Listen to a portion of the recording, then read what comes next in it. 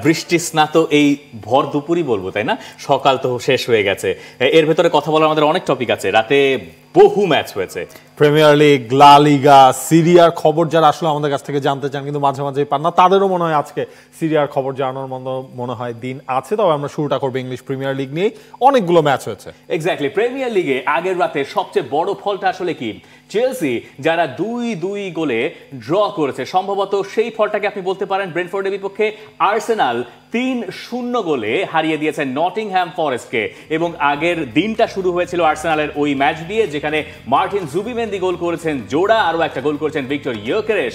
Everton Aston Villa goalless draw হয়েছে। Emiliano Martinez আরও একবার অ্যাস্টন ভিলার গোল বারের নিচে দাঁড়িয়েছিলেন। ক্রিস্টাল প্যালেস সান্ডারল্যান্ড ম্যাচেও গোল দেখা যায় নাই। বোর্নমাউথ 2-1 গোলে হারিয়েছে ব্রাইটন অ্যান্ড হোভ অ্যালবিয়নকে। আর এর পরের হাফে মূল ম্যাচটা ছিল আসলে চেলসির। তার আগে অবশ্য ওয়েস্ট হ্যামকে 3-0 গোলে হারিয়েছে Tottenham Hotspur. Walton switch, stylish and elegant. আর অন্যদিকে নিউক্যাসল ইউনাইটেড একেবারে শেষ মুহূর্তের গোলে ভলদেমাতা তিনি গোল করেছেন, তার ডেবিউ গোল, যাতে নিউক্যাসল ইউনাইটেড জিতেছে।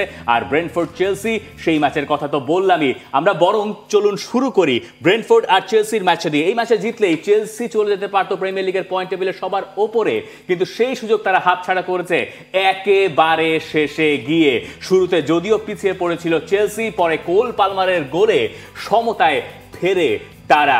ময়েজেস কাইসেদো দুর্দান্ত একটা হিটে চেলসিকে যখন এগিয়ে দিলেন, তখন মনে হচ্ছিল চেলসি পাক্কা 3 পয়েন্ট নিয়েই মাঠ ছাড়বে, কিন্তু ঘটনা তখনও বাকি। কারভালিও তিনি একটা লং থ্রো থেকে ম্যাচের একেবারে ডাইং মোমেন্টে গিয়ে ব্রেন্টফোর্ডকে সমতায় ফিরিয়ে চেলসিকে হতাশায় ডুবিয়েছেন। দেখেন, চেলসি হচ্ছে গিয়ে আপনার একটা ভালো ফর্মে ছিল, সেখান থেকে যখন তারা ম্যাচটা প্রথমে গোল কনসিড করলো, এরপর হচ্ছে গিয়ে আপনার কোল পালমার তার হচ্ছে গিয়ে ফাইনালি পলিশড হওয়া একটা ম্যাচে, সেই ম্যাচটা আমরা দেখলাম, তার কাছ থেকে গোল আসলো, এরপর চেলসি লিডেও গেল। দেখেন, এই জায়গায় বেশ কিছু পয়েন্ট আপনি খেয়াল করতে পারেন। এই যে সেকেন্ড গোলটা হলো, সেটার ক্রেডিটটা আসলে গার্নাচো যেই দারুণভাবে একটা সুযোগ তৈরি করে দিলেন, সেখান থেকে কাইসাদো যে আসলে গোলটা করলো, এরপর লাস্ট যে গোলটা হজম করলো, সেখানেও কিন্তু হচ্ছে ভুলটা করেছেন হচ্ছে এই গার্নাচো, মানে ঠিকঠাক মতো তিনি মার্ক করেন নাই। বদলি হিসেবে তিনি নেমেছিলেন জাও পেদ্রোর জায়গায়, পরে গিয়ে ইম্প্যাক্ট রেখেছিলেন, ইম্প্যাক্টটা তার থাকলো একেবারে শেষ পর্যন্ত। চেলসি যে কারণে হতাশ হবে, যে তারা যেহেতু প্রিমিয়ার লিগের টাইটেল রেসের জন্য নিজেদেরকে বিবেচনা করছে, ওয়ার্ল্ড কাপ চ্যাম্পিয়ন, তাই না, মানে ক্লাব ওয়ার্ল্ড কাপ চ্যাম্পিয়ন, তো সেখান থেকে চেলসির এই ব্রেন্টফোর্ডের মতো দলের সঙ্গে পয়েন্ট হারানোটা তাদের জন্য একটা ধাক্কা। ইন্টারন্যাশনাল ব্রেকের পরে অনেক সময় ছন্দ পতন ঘটে, সেটা চেলসির ঘটলো কিনা জানি না, কিন্তু কোল পালমারের যে গোল নিয়ে আপনি যত প্রশংসা করবেন, সেই একই সঙ্গে সম্ভবত এটাও বলা যায় যে কোল পালমার চাইলে আসলে ম্যাচে চেলসিকে আরো আগেই এগিয়ে দিতে পারতেন, পরে গিয়ে যেটা আলটিমেটলি ময়েজেস কাইসেদোর কারণে হয়েছে।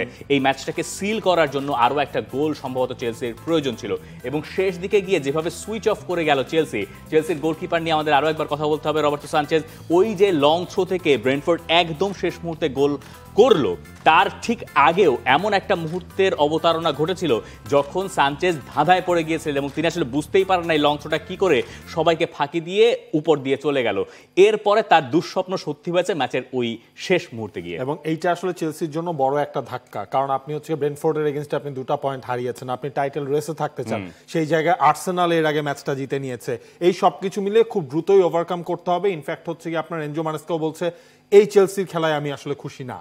এবং দেখেন, লিভারপুলের আজকে রাতে ম্যাচ রয়েছে, তার আগে চেলসি চাইলে চাপটা ওইদিকে শিফট করে দিতে পারতো, সেই কাজটা চেলসি করে নাই বলেই সম্ভবত চেলসি সমর্থকেরা খানিকটা হতাশই হবেন। যদিও আর্সেনালের অবস্থা ঠিক তার বিপরীত। আর্সেনালে বুকায়ো সাকা ছিলেন না, মার্টিন ওডেগার ইনজুর্ড হয়ে মাঠ ছাড়লেন, কাই হাভার্টজ তো নাই, কিন্তু তাদের নতুন recruit Martin Zubimendi, what a volley that was, তাই না? ফার্স্ট হাফে প্রথম গোলটা অসাধারণ ছিল যেটা মার্টিন জুবিমেন্দি করেছেন, মানে এই গোল আপনি ঠেকাবেন কি করে? এই গোল ঠেকানোর কোনো আসলে উপায় ছিল না, খালিকটা মনে হয় আপনার সেখানে ডিফ্লেকশনও ছিল, হালকা সেটা হয়েছে, তারপর হচ্ছে জুবিমেন্দির গোল। এরপর আমরা দেখলাম ইয়োকেরেশ, তিনিও আসলে দুর্দান্ত ফর্মে রয়েছে, এবং আর্সেনাল পুরো আসলে ম্যাচটা 3টা পয়েন্টেই তারা পেয়ে গেল নিজেদের নতুন রিক্রুটগুলোর ফলেই। লিয়ান্ড্রো ট্রসার্ড তার একটা ক্রস, সেখান থেকে হচ্ছে জুবিমেন্দির আরও একটা গোল। ডিফেন্সিভ মিডফিল্ডার, কিন্তু এই ম্যাচে কাজের কাজ 2টা গোলই আসলে তিনিই করেছেন। এবং আর্সেনালের জন্য দেখেন, এই ম্যাচটার হিসেবটা যদি আপনি করেন, এজে প্রথম স্টার্ট করলেন, শুরু থেকে আপনি হচ্ছে সাকাকে পাচ্ছেন না, আপনি মাদুয়েকে দিয়ে রাইট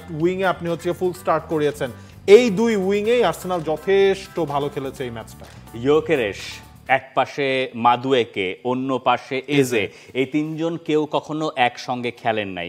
এই তিনজনের কম্বিনেশন প্রথমবারের মতো আর্সেনাল ম্যাচে দেখা গেল, যেটা আর্সেনালকে এতখানি আশা যোগাবে যে তাদের যে নতুন রিক্রুট যারা আছেন তারা সম্ভবত স্কোয়াডের ডেপথটাকে এমন পর্যায়ে নিয়ে গেছেন যে আর্সেনালের দু একজন প্লেয়ার যদি ইনজুর্ডও হয়ে পড়েন তাহলে আর্সেনাল ব্যাকআপটা দিতে পারবে। আর্সেনাল ঠিক এই জায়গাতেই আগের বার ধরা খেয়েছিল, যখন তাদের প্লেয়াররা ইনজুর্ড হয়ে গেছে তখন তাদের দেখা গেছে সাব থেকে কাউকে নামিয়ে গোল করার জন্য সেরকম সুযোগ পাওয়া যায় না। মিকেল মেরিনো হয়তো দু একটা ম্যাচে গোল করে দিয়েছেন, কিন্তু গোল কে করবেন এই সমাধান জানা ছিল না। যদিও মাত্র একটাই ম্যাচ, এখনই কিছু বলার সুযোগ নাই, কিন্তু যখন মার্টিন ওডেগার ম্যাচের কত 18-20 মিনিটের দিকে ইনজুর্ড হয়ে 20 না 26 মিনিটের সময় যখন ইনজুর্ড হয়ে ঘাড়ের ইনজুরি তো পুরনো, এর আগেও একবার এবং এর আগেরবারও তিনি এই ইনজুরিতেই ভুগেছেন, সেই ইনজুরিতে তিনি মাঠ ছাড়লেন। এরপরে যখন আর্সেনালের জুবিমেন্দির গোলটা একেবারে মুড শিফটিং। এরপরে সেকেন্ড হাফের শুরুতে একেবারে ফার্স্ট মিনিটে ইয়োকেরেশ গোল করলেন, যে ইয়োকেরেশ ফার্স্ট হাফে আর্সেনালের যে প্লেয়ার 11 জন তাদের ভেতরে সবচেয়ে কম বলের দেখা পেয়েছিলেন।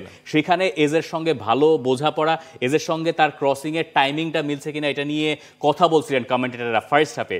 তার জবাব দিতে তার সেকেন্ড হাফের মোটে 1 মিনিট লেগেছে। ইয়োকেরেশের গোল যেমন স্বস্তির, এরপরে গিয়ে যখন থার্ড গোলটা, তাতে পাক্কা 3 পয়েন্ট হাতে নিশ্চিত হয়েছে। জুবিমেন্দিকে নিয়ে অনেক কথা বলতে পারেন, কিন্তু এই ম্যাচের হিরো সম্ভবত ননি মাদুয়েকের রাইট উইং থেকে তিনি দুর্দান্ত খেলেছেন, আমরা আসলে বলছিলাম। ইনফ্যাক্ট আপনার ননি মাদুয়েকের একটা শটও হচ্ছে সাইড পোস্টেও আপনার লেগেছে ফার্স্ট হাফে। এই জিনিসগুলোই হচ্ছে আর্সেনালের প্লাস পয়েন্ট। গতবার সাকা ছিল না, সাকার জায়গায় ওয়ানেরিকে নেওয়া হয়েছিল, তিনি খেলেছেন একদম নতুন হিসেবে, তিনি স্টার্ট করেছিলেন। সেই জায়গাটায় আর্সেনালের আরেকটু পলিশ প্লেয়ারের আসলে দরকার ছিল, যেই জিনিসটা আর্সেনালের জন্য সুবিধা হয়েছে। এই নতুন সাইনিংগুলো শুরু থেকেই আপনার জ্বলে উঠেছে। আবার জুবিমেন্দি যে গোল করলেন, সেই জুবিমেন্দি কিন্তু গোল করার জন্য মোটেই বিখ্যাত নন, এবং সেই জুবিমেন্দি যখন এক ম্যাচে 2 গোল করেন সেটা আর্সেনালের জন্য বড় স্বস্তির খবর। যদিও আর্সেনালের চ্যাম্পিয়ন্স লিগে ম্যাচ রয়েছে, এখনই লিগের খুবই আর্লি স্টেজ, কিন্তু ওই অ্যানফিল্ডের হতাশাজনক হারটার পরে আর্সেনাল একটু স্বস্তি পেতে পারে আরও একটা কারণে, যে ক্লিন শিট তারা রেখেছে। এখনো পর্যন্ত এই সিজনে তারা গোল যেটা হজম করেছে লিভারপুলের কাছে, সেটাও একটা সেট পিস থেকে। মানে এছাড়া কিন্তু তারা আর কোনো গোল কনসিড করেনি, মাত্র একটা গোল কনসিড করা, সেটাই যেই গোলটার কথা আপনি বলছিলেন। তবে চিন্তার ওই কারণটা হচ্ছে আপনার ইনজুরিটা, ওডেগারের ইনজুরিটা কি আসলে তাদেরকে ভোগাবে নাকি শেষ পর্যন্ত? চ্যাম্পিয়ন্স লিগের ম্যাচ একেবারে আপনার সামনে রয়েছে, এই জিনিসটা নিয়েই এখন হচ্ছে মিকেল আর্তেতার যত চিন্তা ভাবনা। তার মানে সব শিফট হয়ে যাচ্ছে আসলে আকর্ষণ ওই দিকে।